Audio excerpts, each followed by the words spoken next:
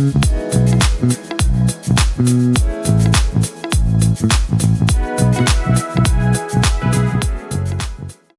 Ngobrol Bisnis, podcast tempat kita bahas hal-hal menarik seputar komunikasi dalam dunia bisnis dan organisasi.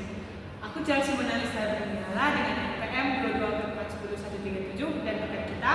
Aku Intan Bintang Mapaung dengan NPM 2244101162. Nah, hari ini kita akan ngobrol salah satu topik penting banget, yaitu komunikasi dalam organisasi.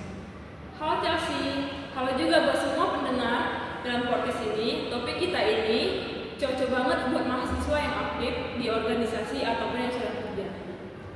Nah, Intan, menurut kamu, apa sih sebenarnya yang dimaksud dengan komunikasi dalam organisasi?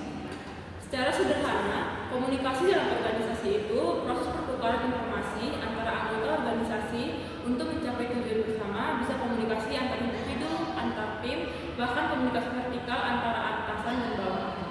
Benar banget, jadi komunikasi itu bukan cuma ngomong atau kirim email, tapi juga soal bagaimana pesan itu dipahami dan diterima, ya kan? Iya, karena kalau komunikasi gagal bisa bikin tugas nggak selesai bahkan terjadinya konflik. Nah, jenis-jenis komunikasi dalam organisasi ada banyak ya, kita bahas beberapa aja ini. Setuju. Pertama itu ada komunikasi vertikal yang tadi aku sempat singgung, misalnya manajer ngasih instruksi ke staf, itu vertikal ke bawah, dan tapi staf juga bisa ngasih masukan ke atasan, itu vertikal ke atas. Terus ada juga komunikasi horizontal, alias antara sesama rekan kerja di level yang sama. Ini penting banget untuk koordinasi antar tim. Betul. Dan satu lagi yang sering terlupakan yaitu komunikasi informal. Contohnya ngobrol santai kayak kita ini, meski informal itu bisa membangun relasi dan suasana kerja yang nyaman. Kadang program ringan malah bikin ide-ide kreatif muncul loh. Tapi sayangnya nggak semua komunikasi dalam organisasi berjalan dengan mulus. Menurut kamu, apa sih hambatan yang sering terjadi?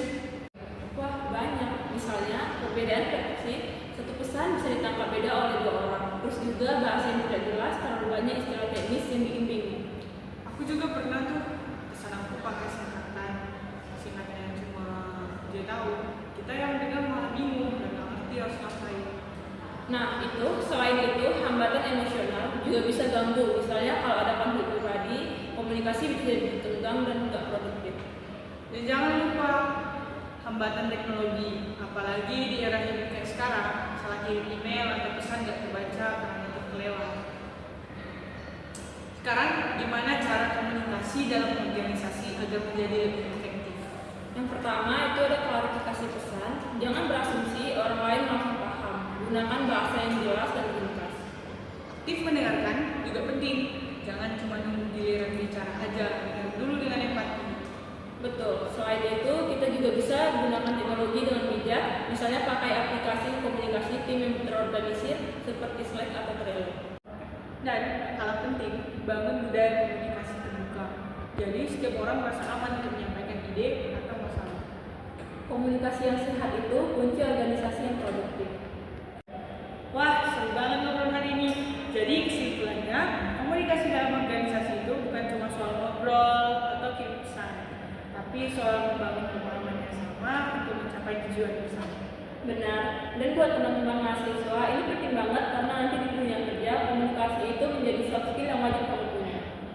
Oke deh, terima kasih banyak untuk Intan udah sharing hari ini. Semoga obrolan kita bermanfaat buat yang dengerin.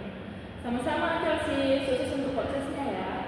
Amin. Sampai ketemu lagi di episode selanjutnya Ngobrol Bisnis. Bye.